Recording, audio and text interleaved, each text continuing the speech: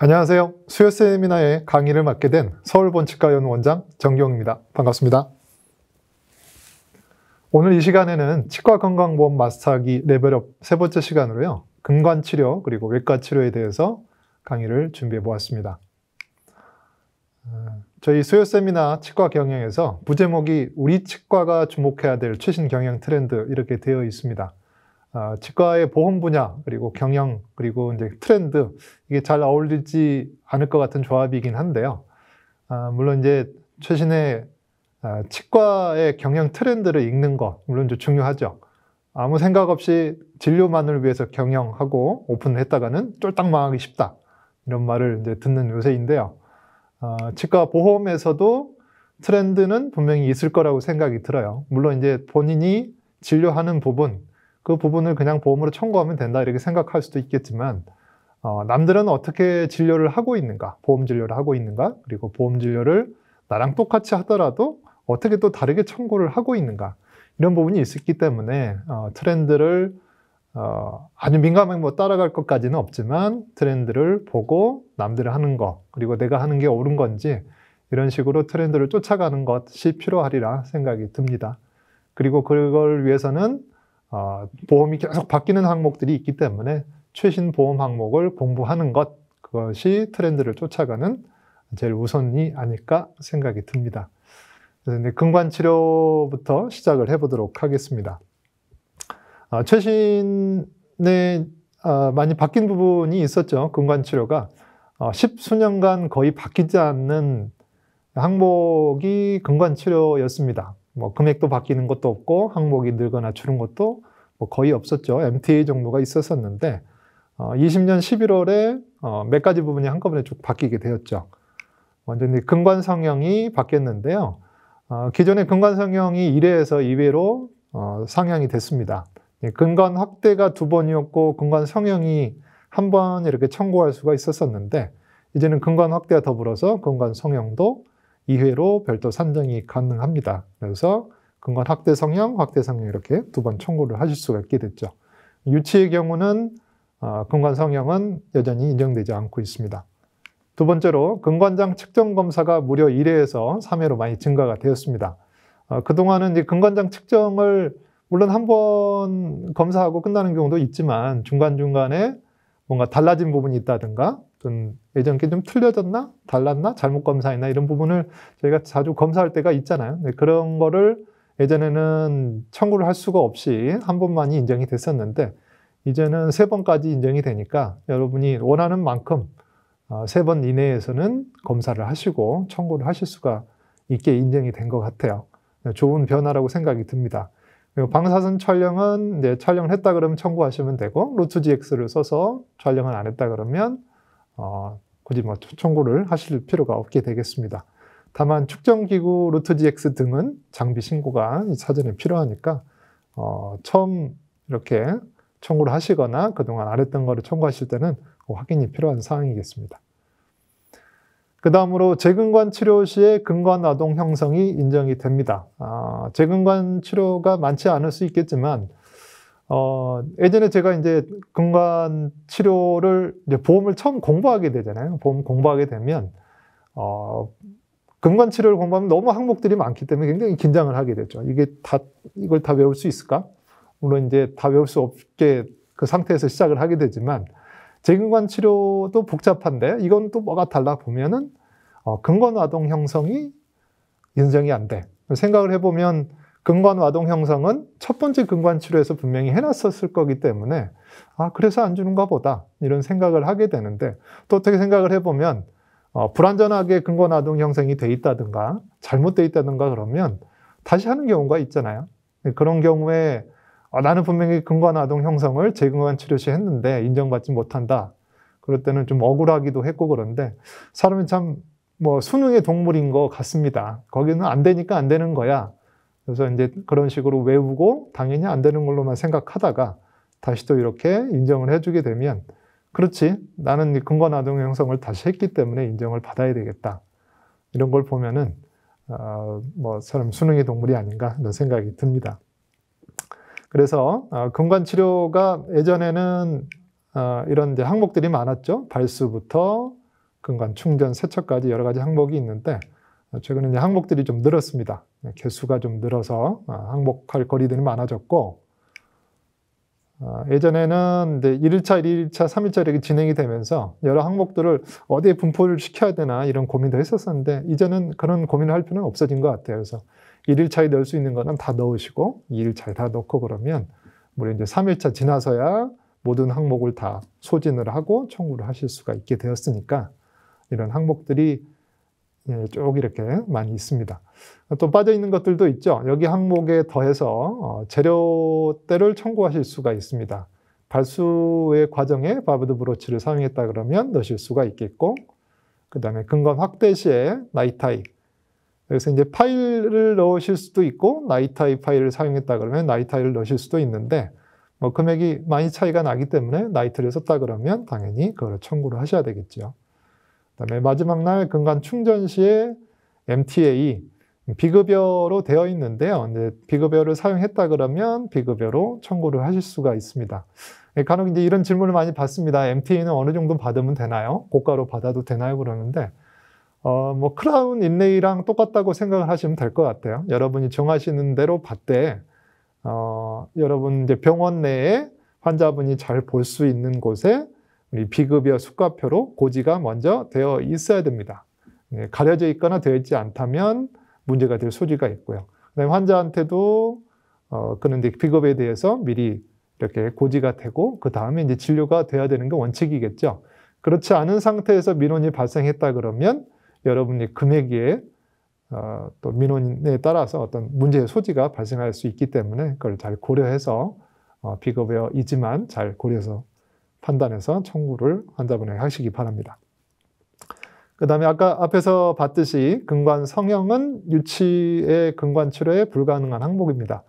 근관 성형을 빼놓고는 나머지는 동일하게 다 청구를 하실 수가 있겠고 그 다음에 근관 확대도 약간의 걸림돌이 있는데 유치가 가능하긴 하나 근관의 감염 근관이거나 교환 시기가 많이 남은 이 두 가지 경우에 한해서 가능하다고 되어 있으니까 내역을 잘 다루셔서 청구를 하실 수가 있고 특히 유치는 이제 근관 확대를 했으면 당연히 나이타이 파일도 빠뜨림 없이 넣으셔야 되겠죠.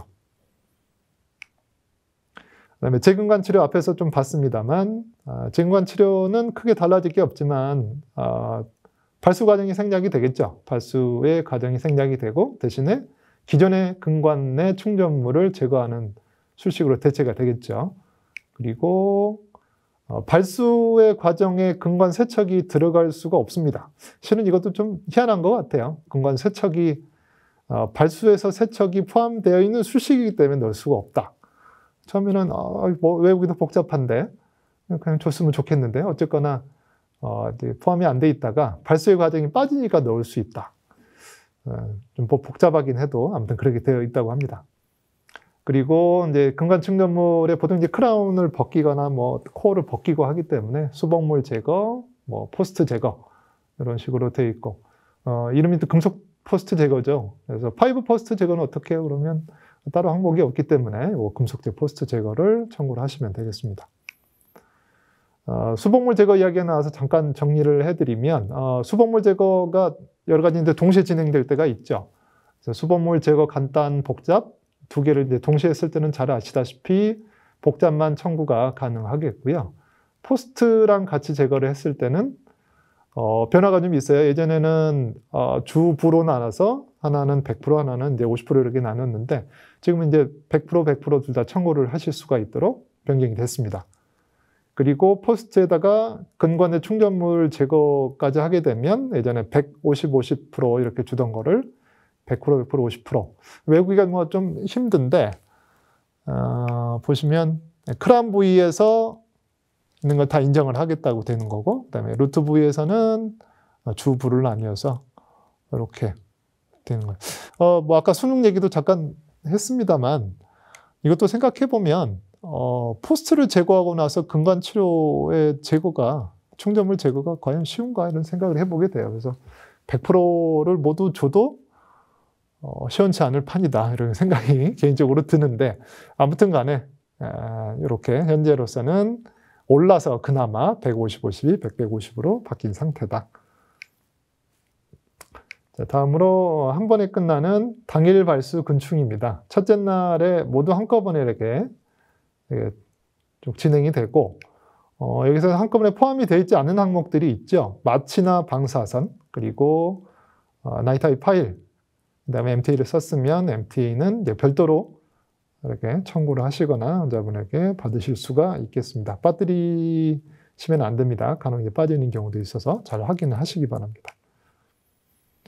어쨌든 간에 항목들이 굉장히 많고, 넣을 것도 많지만 빠뜨릴 것도 많은 항목인 것 같아요. 그래서 묶음 처치 버튼으로 여러분 이미 청구 프로그램에 잘 되어 있긴 한데, 그래도 빠질 우려가 있다고 생각이 들어요. 최근에 이제 바뀐 부분들이 많이 있기 때문에 여러분 꼭 확인을 해 주시길 바라겠고요. 프로그램들은 워낙 잘 되어 있습니다. 예전하고 달라진 부분도 있고, 예전 프로그램을 쓰신 분들이 새로 이제 업그레이드 된 청구 프로그램을 쓰면은 많이 달라졌다는 걸 느낄 수가 있어요. 그리고 이제 청구 버튼을 누르게 되면, 이렇게 발수 뭐 이런 걸 누르게 되면 옆에 또 쭉 뜨죠. 그래서 이거를 뜨고 확인을 보통은 안 하죠. 버튼을 눌렀기 때문에 확인을 안 하게 되는데, 가셔서 원장님이 보시고 이거가 예를 들어 내가 뭐 나이타이 파일이나 엑스레이 같은 게 빠지지 않았나 한번 확인해 보실 필요도 있다고 생각이 들어요. 시간 10분, 15분밖에 안 걸리는데 여러분 한번 확인하고 또 몇 년간 그대로 유지가 될 거잖아요. 그래서 한 번 정도는 꼭 확인해 보실 필요가 있다. 자동화로 잘 되어 있어서 잘 빠지지 않게 잘 이렇게 AI처럼 해주지만 한 번씩은 확인할 필요가 있다고 생각이 듭니다. 그리고 지난달에 시형 공간이 새로 이제 들어왔죠. 시형 공간은 아시다시피 C-쉐입 캐널에 근관 치료를 하는 경우인데, 난이도가 상당히 있죠. 예전에는 이제 시형 공간에 뭐 파일을 뭐 보시는 바와 같이 여러 개를 넣을 수가 있죠.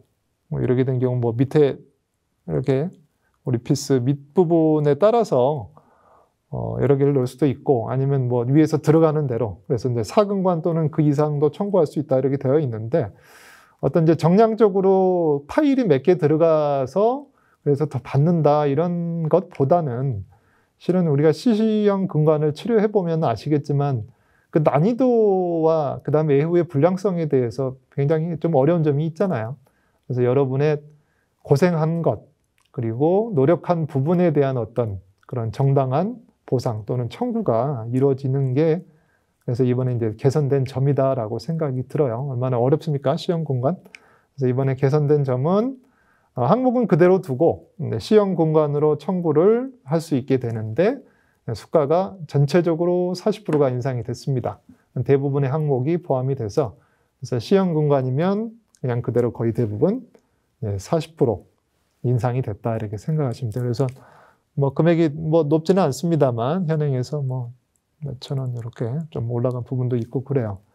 그래서 뭐 저수가라는 생각이 들지만 그래도 이제 점점 이제 개선이 되고 어려운 부분들을 인정을 받고 그런 생각이 듭니다. 모 사이트에서 호주의 치과 수가가 이렇게 있길래 잠깐 따와봤어요. 저도 궁금해서 이렇게 이제 쳐다봐서 보험도 관심이 있어서 비보험보다는 보험을 좀 봤더니 여기 보시면 요 위에 부분이 루트 캐널에 대한 되겠죠. 그래서 1,331달러 이렇게 호주 달러라서 호주는 이제 900원이니까 계산해 보면 대구치인 것 같은데 근관 치료비용이 한 120만 원 정도 됩니다. 저희 이제 보험 대구치 엔도 수가를 대충 계산을 해보면 20만 원 전후 이렇게 정도 되거든요. 그래서 비교를 하면은 좀 기분이 안 좋을 수 있는데 6배, 7배 이 정도 차이가 난다. 웃긴 거는 호주랑 한국의 GNP, GDP가 굉장히 비슷해요. 그래서 호주도 선진국으로 설 수 있겠지만 같은 어떤 경제 규모에서 이런 큰 차이가 난다는 거는 좀 씁쓸한 일이 아닐 수가 없습니다. 물론 이제 크라운 비용도 물론 많은 차이가 나긴 하는데 어찌됐건 간에 더 큰 차이가 신경치료에서 나는 것 같네요. 다시 현실로 돌아와서 C형 근관의 인정 기준은 근관의 위치 형태 등의 의사 소견이 이제 기록이 돼야 되고 방사선 자료를 반드시 이제 보관을 해야 됩니다. 아닐 수 있는 걸 청구를 이제 막기 위해서 그랬겠죠. 그리고 대상 치아는 호발하는 상악 2대 구치, 하악 1소 구치, 하악 2대 구치 이렇게 세 가지로 되어 있고요. 물론 이제 다른 근관, 다른 치아에서 시험 근관이 있을 수가 있기 때문에 그런 경우에는 청구를 하시되 증빙 자료를 꼭 이렇게 첨부를 해서 제출을 하도록 현재는 마련되어 있습니다. 근데 CT도 청구할 수 있나고 이제 물어보신 분이 많은 것 같아요. CT는 실은 이제 전전 수요 세미나에서 잘 다뤄졌습니다. 그때 잘 자세히 다뤄졌기 때문에 이 부분만 다시 잠깐 보시면 통상적인 근관 치료 시에 계속적인 동통이 있는 경우에 치근의 파절이나 비정상적인 근관 형태로 어쩌고저쩌고 이렇게 돼 있어요. C형 근관인지 비정상적인 근관 형태로 어떻게 볼 수 있겠죠. 그런 생각이 드는데 물론 이런 형태로 생각을 하고 차팅을 열심히 해서 청구를 해보면 거의 바로 인정은 되지 않습니다.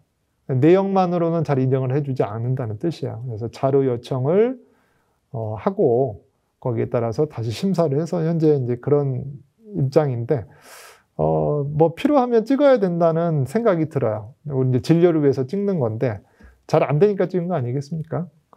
잘 이제 청구에 어려운 부분이 있지만 점차 이것도 좀 개선이 돼서 내가 정당한 진료, 필요한 진료를 하고 거기에 대한 보상을 받는 게 맞지 않은 일인가 개인적으로 생각이 듭니다.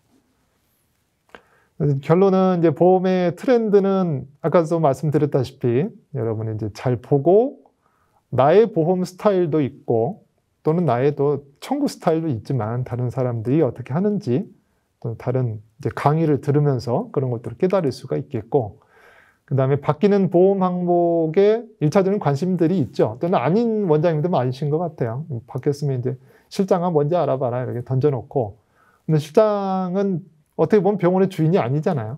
그걸 보고 내 항목이 빠진 거 하나하나 관심이 가지는 직원도 있고 아닌 직원도 있기 때문에 내 항목 하나하나가 그 뒤에 10년 또는 수십 년에 계속되는 그런 보험 항목이 빠지지 않도록 이렇게 되는 부분의 시작이기 때문에 관심을 더 가져주시길 바라겠고 그 다음에 빠뜨리지 말고 모두 다 이제 내일 당장 가셔서 이제 아까 말씀드렸던 묶음 처방들을 하나씩 눌러보시고 내가 혹시 빠뜨린 거 나이타이 혹시 빠지지 않았는지 그 다음에 엑스레이나 그다음에 여러 가지들이 빠지지 않았는지 관심을 가지고 그동안 빠뜨린 거 없는지 꼭 확인을 하시기 바라겠습니다. 이상 근관치료에 대해서 마치겠고요. 그 다음으로는 외과 치료에 대해서 이어가도록 하겠습니다. 감사합니다.